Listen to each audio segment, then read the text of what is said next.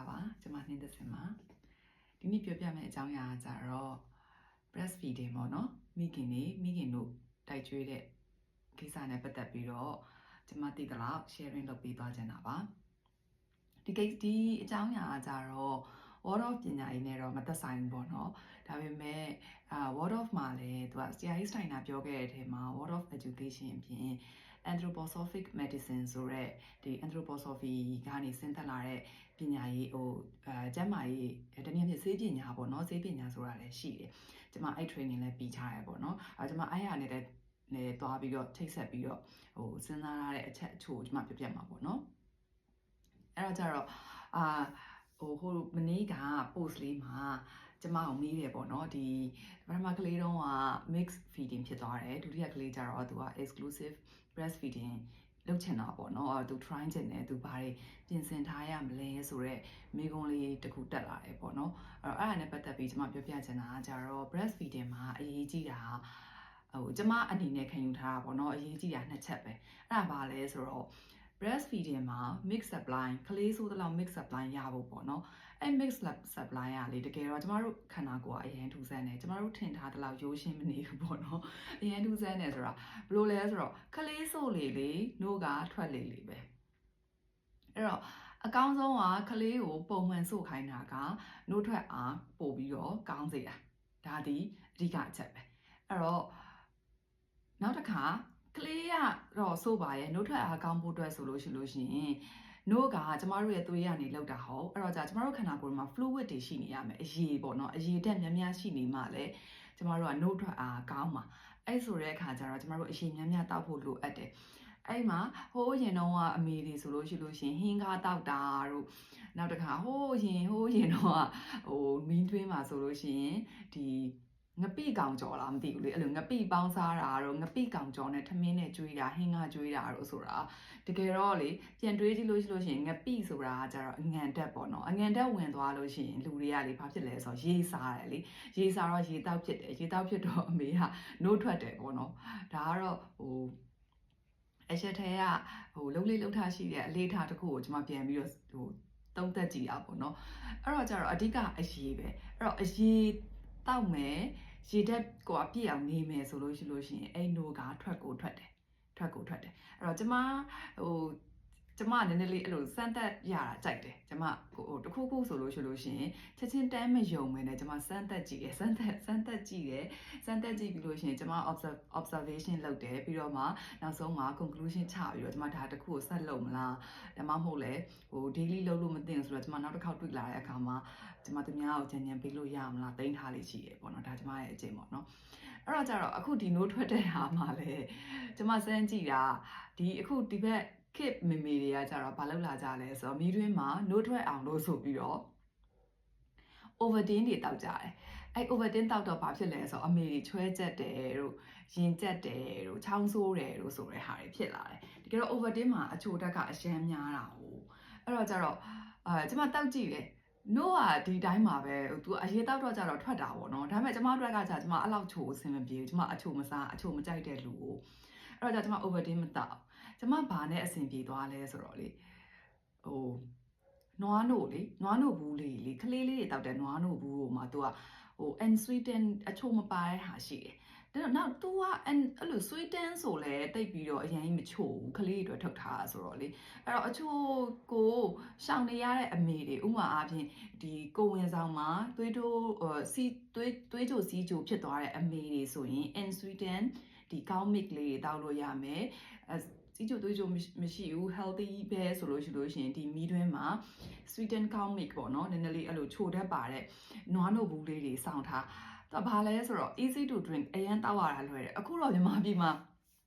အခြေအနေတွေကျွန်မသေချာမသိဘူးပေါ့နော်ဝယ်လို့ရောလွယ်သေးလားပေါ့ဝယ်လို့လွယ်တယ်ဆိုရင်အဲ့ဘူးလေးတွေစောင့်ထားစေချင်တယ်ဘာလို့လဲဆိုတော့ကျွန်မရဲ့ technique ကကြတော့ရှင်းတယ်ကျွန်မကြိုမတောက်ထားဘူးအဲ့နိုးဘူးလေးတွေကိုကျွန်မဘေးမှာချထားတယ်အဲ့အဲ့ရပေးမှာပေါ့နော်ချထားတယ်သူကဘူး single pack လေးတွေဆိုတော့လိုမျိုးလည်းမဖြစ်ဘူးလေပွဲစိတ်တက်တာတို့ဘာညာတို့အဲ့လိုမျိုးလည်းမရှိဘူးအဲ့နို့ဘူးလေးတွေချထားပြီးတော့ကလေးကိုနို့တိုက်တော့မယ်ဆိုတာတစ်ဖက်ကလည်းကျွန်မကလေးကိုနို့တိုက်တယ်တစ်ဖက်ကလည်းကျွန်မနို့တောက်တယ်အဲ့လိုမျိုးလေးပေါ့နော်အပေါ်ကနေထည့်လိုက်တဲ့အခါကျတော့ ဒီပထမအရင်ရှေ့တစ်ခေါက်မှာတောက်ထားတဲ့ဟာက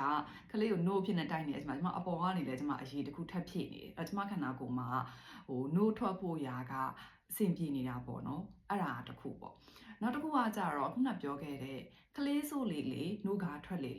ေအဲ့မှာလဲမမီတွေလေမိတွင်းမှာပင်ပန်းတာတော့သိတယ်ဒါပေမဲ့လေဟိုမိတွင်းမှာ1လ2လ3လလောက်အထိရတော့2နာရီကြားတစ်ခါကလေးကိုနှုတ်တိုက်ပေးပေါ့နော်ကလေးရဲ့ဒီ second reflex ပေါ့နော်ကလေးကပါစက်အာကောင်လေးနဲ့စုပ်လိုက်တဲ့နှုတ်ကနှုတ်သီးကောင်းလေးကိုစုပ်လိုက်တဲ့အရာလေးကအမေရဲ့ခေါင်းထဲကဒီ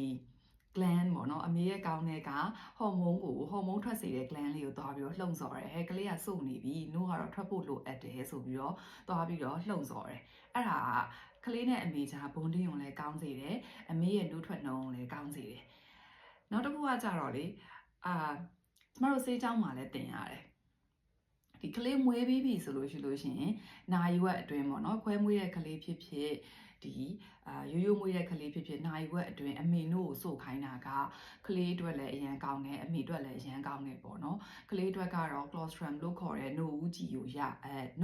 နှုတ်ဦးရည်လို့ခေါ်မလားမသိဘူးเนาะအဲ့ဒါဘယ်လိုခေါ်လဲမသိဘူးမြန်မာလိုကျွန်မမေ့သွားတယ် sorry ပါအဲ့ဟာလေးကိုရတယ်အဲ့ဟာမှာကလေးအသက်6လအထိကလေးကိုကာကွယ်ပေးမယ်ဒ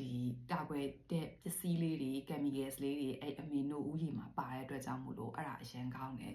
နောက်တစ်ခုကကြတော့အမေဒီလေကလေးကိုနှုတ်တက်ရတော့မယ်ဆိုတာကိုအမေရဲ့ခန္ဓာကိုယ်ကို signal ပို့လိုက်တဲ့သဘောမျိုးပေါ့နော်အချက်ပြလိုက်တဲ့သဘောမျိုးပေါ့အဲ့တော့နာရီဝက်အတွင်းနှုတ်တိုက်ဖို့ပေါ့နော်ကလေးမွေးပြီးပြီဆိုနာရီဝက်အတွင်းအနည်းဆုံးတော့နှုတ်ကအများကြီးတော့ထွက်မှာမဟုတ်ဘူးအဲ့ချိန်မှာလေဒီထွက်တဲ့နှုတ်ဦးရည်လေးကိုပဲကလေးကိုစို့ခိုင်းလိုက်ပေါ့နော်အဲ့လိုမျိုးလေးနှုတ်တိုက်ဖို့အရေးကြီးပါတယ်နောက်တစ်ခုကကြတော့ကလေးမွေးပြီးတော့ဒီတပတ်လောက်တချို့က3ရက်တချို့ကတစ်ပတ်မှာနှုတ်ကချက်ချင်းလေးအများကြီးမထွက်ဘူးအများကြီးမထွက်တော့ဘာထင်လိုက်လဲဆိုတော့လေနှုတ်ကမထွက်ဘူးကလေးကနှုတ်ဝမှာမဟုတ်ဘူးအဲ့တော့နှုတ်ဘူးကူလိုက်မယ်ဆိုပြီးတော့အဲ့မှာကလေးကိုနှုတ်ဘူးတွေကူလိုက်တယ်ပေါ့နှုတ်ဘူးကူလိုက်တဲ့အခါမှာကလေးကနှုတ်ဘူးဝသွားတော့အမေနှုတ်ကိုတေချာမစို့တော့အမေနှုတ်ကဆက်ဆာချင်းမှာကလေးမွေးထားတာအောင်မိခင်ရဲ့ body က signal မသိသေးဘူးဆိုလို့ရှိရင်နှုတ်ကိုလည်းနှုတ်ကတေချာမထွက်သေးဘူးမထွက်တာကိုကလေးကမစို့တဲ့အခါကျတော့အစိုးတန်တရားလဲသွားတယ်နှုတ်ကတေချာကောင်းကောင်းမလိုက်တော့တကယ်တော့အဲ့ဒါဟိုကျမ personally ရဆိုလို့ရှင်တော့ကျမအဲ့ဒါကိုအားမပေးချင်ဘူး။ဘာကြောင့်လဲဆိုတော့ကျမသမီးကြီးရောသမီးငယ်ရောအဲ့ဒီမွေးပြီးတစ်ဖက်မှာကျမသူတို့2နာရီချားတစ်ခါတိုက်တယ်စို့ခိုင်းနေပေါ့နော်။စို့ရင်နဲ့3ရက်မြောက်မှာနို့တွေကမတရားကိုလိုက်လာတယ်။အဲ့မှာနို့ကလုံးဝကိုပန်းထွက်အဲ့လိုဖောင်းကားပြီးတော့ပန်းထွက်ပြီးတော့ကလေးကတီးတဲ့အဆင့်တောင်ရောက်တယ်။အဲ့လိုမျိုးဆိုလို့ရှိရင်ကျမဘယ်လိုလုပ်ခဲ့လဲဆိုတော့သူကနို့မှာရှိပထမထွက်တဲ့4 mic ရဲ့နောက်ထွက်တဲ့ high mic ရဲ့ရှိရပေါ့နော်ကျမကလေးဆရာဝန်ကသမီး high mic ကပို့ပြီးတော့ကလေးအတွက်ကောင်းတယ်ပေါ့နော်ဆိုတော့ကျမဒီကလေးလေးစို့ရလွယ်အောင်လို့ကျမအဲ့လိုတင်းလာပြီးနှုတ်အရင်တင်းလာပြီးကလေးတိုက်ရမယ့်အချိန်လေးရောက်ပြီးဆိုရင်နှုတ်သီးကောင်းပေါ့နော်နှုတ်သီးကောင်းရဲ့ထိတ်မှာအမဲရောင်ကွင်းပက်လေးရှိတယ်အဲ့ကွင်းပက်လေးကိုနည်းနည်းလေးပျော့သွားအောင်လို့ကိုယ့်လက်ကလေးတတလေးညှစ်ထုတ်လိုက်နှုတ်ဦးကြီးရှေ့ပိုင်းနှုတ်ဦးကြီးလေးကိုလေတတလေးညှစ်ထုတ်လိုက်တယ်ဆိုရင်အဲ့နားလေးပျော့သွားလို့ရှင်ကလေးကလေစောက်ရတာပို့ပြီးတော့လဲကောင်းသလိုနှုတ်လည်းမသိတော့အရန်အဆင်ပြေတယ်အဲ့နီးကပြီးလို့ရှိရင်ကလေးကိုနှုတ်ကိုငုံခိုင်းတဲ့အချိန်မှာအမဲကွင်းထိရအောင်လို့ကလေးရဲ့အာကောင်ထဲကိုနှုတ်ထိုးထည့်ဖို့လိုအပ်တယ်ကလေးကစစချင်းမှလေမစုပ်တတ်ဘူးစုပ်တက်ရင်တော့မှ तू ကစုပ်တက်တယ်ဒါပေမဲ့အထဲအထိမငုံတတ်ဘူးမငုံတော့ဘာဖြစ်လဲဆိုတော့နှုတ်သီးကောင်းလေးကိုပဲဆွဲပြီးတော့စုပ်တဲ့အခါကျတော့အမေကလည်းစစချင်းဆိုတော့လေတဦးကလေးဆိုပူဆိုးတယ်တဦးတို့3-5နှစ်ကြာပြီးတော့မှထပ်မွေးတဲ့ကလေးတွေဆိုရင်နှုတ်သီးကောင်းတွေကထိတ်ကလေးတွေအရမ်းနာတယ်နာတော့နှုတ်သီးကောင်းနာမှာဆိုလို့ဆိုအတင်းမထိုးတော့ကလေးကထိတ်ကလေးကိုပဲစုပ်တယ်အဲ့မှာအစိုးတန်တရားလဲပြီးတော့နှုတ်သီးကောင်းလေးတွေကွဲတာတွေဖြစ်တတ်တယ်အဲ့တော့နှုတ်သီးကောင်းရဲ့ဘေးကအမဲကွင်းရှိတယ်အဲ့အမဲကွင်းထဲအမဲကွင်းရကလေးရဲ့ပါးစပ်မှာအဲ့လိုမျိုးပေါ့နော်ကလေးရဲ့ပါးစပ်ထိတ်ဒီလိုထိတ်ကလေးနဲ့နှုတ်သီးကောင်းရဲ့အမဲကွင်းလေးနဲ့ကလုံးဝငုံမိသွားအောင်လို့နှုတ်ကိုကလေးရဲ့ပါးစပ်ထဲကိုတတိချာချာထိုးထည့်ဖို့လိုအပ်တယ်အဲ့လိုထိုးထဲမှာနှုတ်သီးကောင်းထိတ်ကလေးဒီကလေးရဲ့အာကောင်လေးအထိရောက်ပြီးတော့ကလေးနှိုးဆိုးတဲ့အခါမှာနှုတ်သီးကောင်းလည်းမနာဘူးကလေးကလည်းဆိုးရတာပိုလွယ်တယ်ကလေးကြီးလာလေနှိုးတိုက်ရတာအရန်ပိုပြီးအဆင်ပြေလာလေဖြစ်တယ် ဒါတစ်ချက်ပေါ့နော်နောက်တစ်ခုကကြတော့နှုတ်သီးကောင်းကွဲတဲ့မိမိတွေအတွက်နှုတ်သီးကောင်းကွဲပြီဆိုရင်လေဖြစ်တတ်တယ်နော်ကလေးအဲ့ဆို့ပြီးချင်းဒီတစ်ပတ်ကနေတစ်လအတွင်းမှာနှုတ်သီးကောင်းအရန်ကွဲတယ်နှုတ်သီးကောင်းကွဲလို့ရှိရင်မကြောက်ဖို့နှုတ်ကိုဆက်တိုက်ဖို့ခုနပြောတဲ့အမဲရောင်ခွင်းကိုကလေးရဲ့ပါးစပ်ထဲကိုတိတိကျကျဝင်အောင်ထည့်ဖို့လိုအပ်တယ်ပြီးလို့ရှိရင်ကလေးနှုတ်တိုက်ပြီးပြီဆိုတာနဲ့ကလေးကိုနှုတ်ချွတ်လိုက်ပြီးဆိုရင်အဲ့ဒီနှုတ်လေးနည်းနည်းလေးထပ်ညှစ်လိုက်ညှစ်လို့ရလာတဲ့နှုတ်လေးနဲ့ခုနနှုတ်သီးကောင်းကွဲတဲ့နေရာလေးကိုပြန်တုပ်ထားလိုက်ကလေးအမေတို့ကကလေးတွေ allergy ဖြစ်တယ်ဆိုတော့လေအမေတို့လေးညှစ်ပြီးတော့လေလိုရှင်လိမ့်သလိုလိမ့်ပြီးလို့ရတယ်အမေတို့ကအရန်ကောင်းတာကလေးတွေအားကြောင့်မလို့ gold liquid တချို့ကလည်း golden liquid ပေါ့နော်အဲ့လိုတော့သုံးကြတယ်ပေါ့နော်အဲ့ကိုယ့်ရဲ့ဒီနှုတ်ကွဲနာအတွက်လည်း